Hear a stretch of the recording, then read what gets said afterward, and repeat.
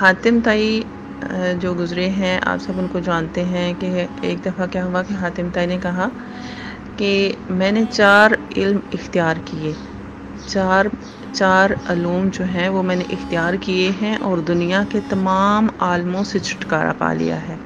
کیونکہ ہم دوسروں سے علم حاصل کرنے کے لیے جو جاتے ہیں تو انہوں نے بتایا کہ جو 4 علم میں نے حاصل کیے ہیں تو میں نے دنیا کے تمام جو عالم ہیں ان سے چھٹکارا پا لیا ہے۔ کسی نے پوچھا کہ وہ 4 علم کون سے ہیں؟ تو حاتم تائی نے جواب دیا کہ پہلا یہ کہ میں نے سمجھ لیا کہ جو رزق میری قسمت میں لکھا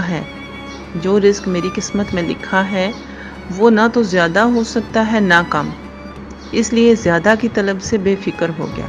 یعنی کہ ہم زیادہ جو رزق ہے اس کی تلاش کے لیے بہت سے لوگ دوسروں کا حق مار دیتے ہیں اور ناجائز طریقے، حرام طریقوں سے بھی وہ کمانا شروع کر دیتے ہیں۔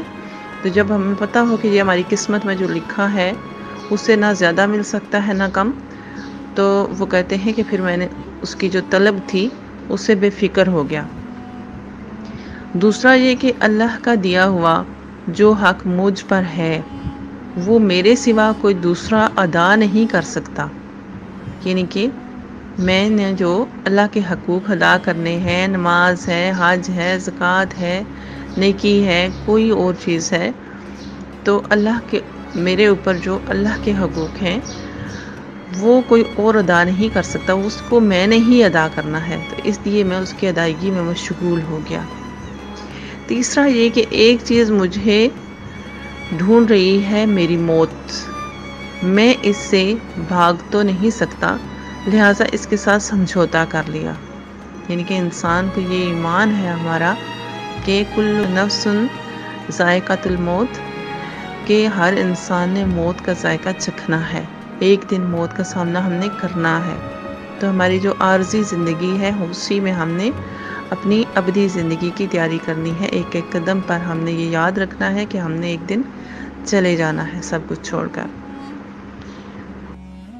چوتھا یہ کہ میرا اللہ مجھ سے باخبر رہتا ہے، یعنی کہ اللہ تعالیٰ مجھے دیکھ رہا ہے، چنانچہ میں نے اس سے شرم رکھی اور برے کاموں سے ہاتھ اٹھا لیا۔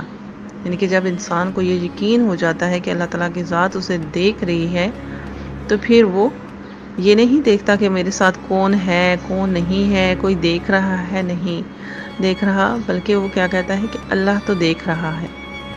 اور قرآن مجید میں بھی ایک جگہ ارشاد فرمایا ہے سورہ ملک میں کہ جو انسان اللہ کے سامنے کھڑے ہونے سے ڈر گیا کہ میں نے ایک دن ان چیزوں کا حساب دینا ہے، تو اس کے لیے جنت کی خوشخبری ہے، اس کے لیے مغفرت ہے، بخشش ہے۔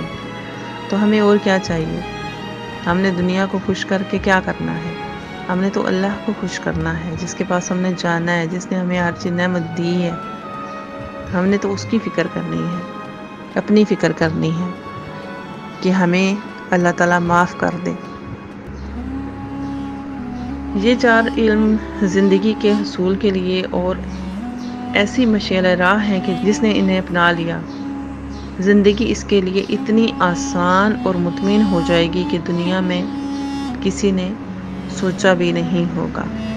اللہ تعالیٰ ہمیں ان کاموں پر عمل کرنے کی توفیق عطا فرمائے، آمین ثم آمین۔